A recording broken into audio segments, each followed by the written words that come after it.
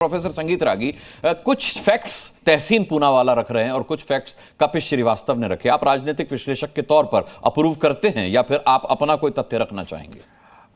देखिए, मुझे लगता है कि हम लोग विषयांतर हो जाते हैं यदि जब हम बात करना शुरू कर देते हैं कि भाई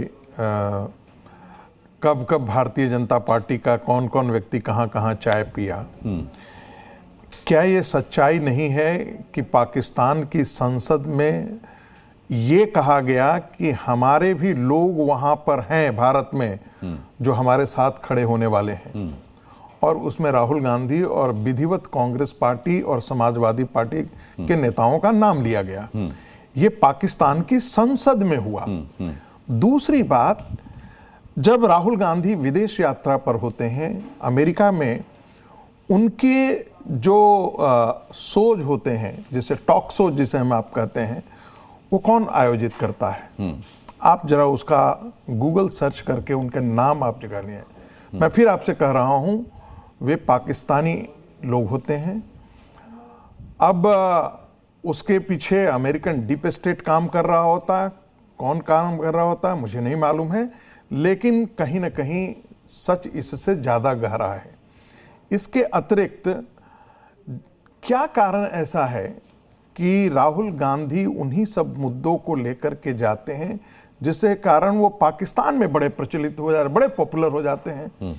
तो एक बात बहुत साफ आती है, नरेंद्र मोदी और भारतीय जनता पार्टी के खिलाफ जो वो हेट जिसे हम कहते हैं, दुष्प्रचार अभियान, और वो स्वाभाविक तौर पर वो सूट किसको करता है?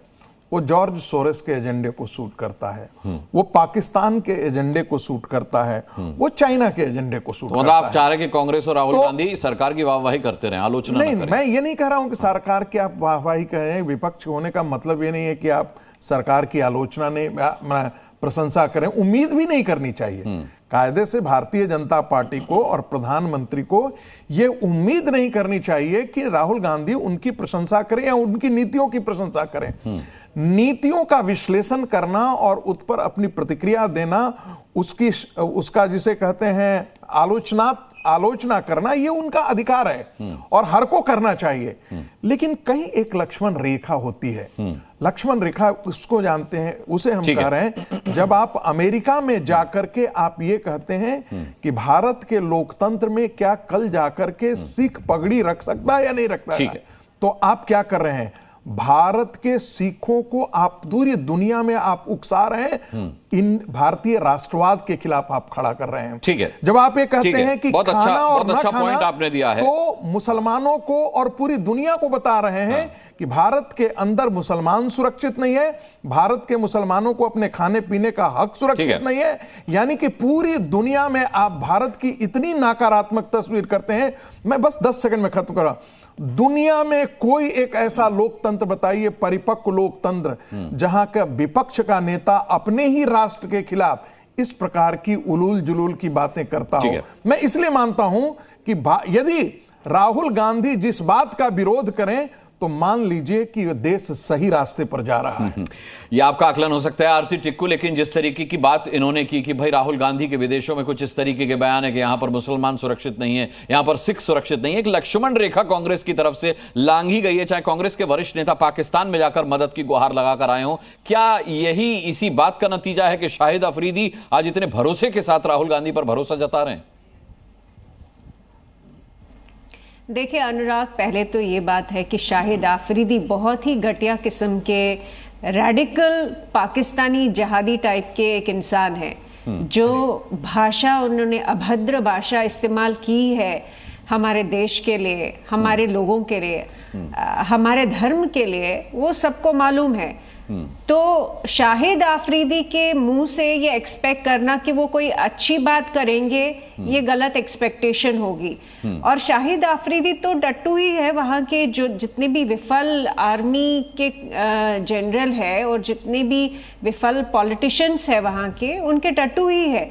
आप अगर आज देखें, मैं राजनीति से हट के बात कर रही हूँ, कि पाकिस्तान की जो दुर्दशा हुई है डोमेस्टिकली, अगर उनकी इकोनॉमी को लीजिए, उनकी पूरी पॉलिटिक्स को लीजिए, बहुत ही बुरा हाल है। और ऊपर से क्रिकेट में भी जो उनको बहुत ही बुरी तरीके से जो उनकी हालात हुए अभी क्रिकेट मैच में, मैं नहीं जाना चाहती कि खेलना चाहिए था कि नहीं खेलना चाहिए था, लेकिन पाकिस्तान की जो दुर्दशा हुई क्रिकेट मैच में, वो ये साफ दिखाता है पाकिस्तान किसी भी एरिया में, वो इकोनॉमी हो, वो पॉलिटिक्स हो, वो मिलिट्री हो, ऑपरेशन सिंदूर में हमने दिखा दिया उनको कि पाकिस्तान हमसे मुकाबला नहीं कर सकता है। वही क्रिकेट में भी हुआ।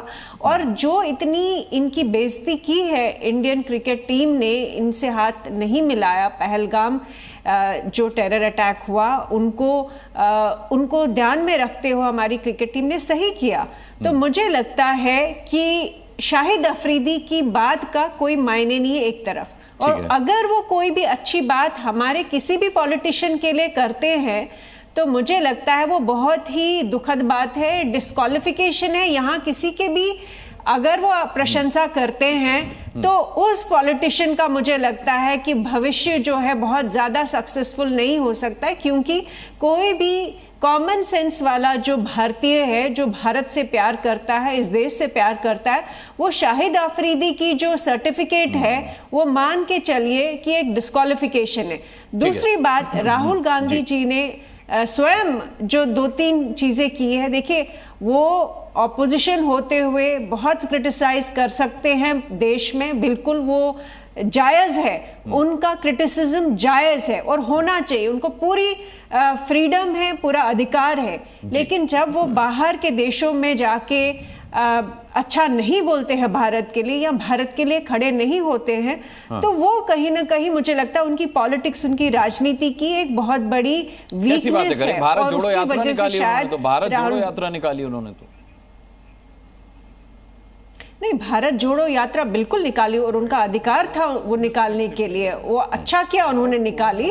और जैसा कि मैंने कहा कि वो अपनी राजनीति देश में जो कर रहे हैं वो ठीक है, लेकिन देश से बाहर जाके जब उनके लोग, उनकी पार्टी के लोग या वो खुद जो है भारत की इज्जत नहीं रखते हैं, तो मुझे लगता है वो सही नहीं है। वो राजनीति कंस्ट्रक्टिव राजनीति नहीं है, इनफैक्ट उसका उनको नुकसान लगातार भरना ही पड़ रहा है। ठीक है।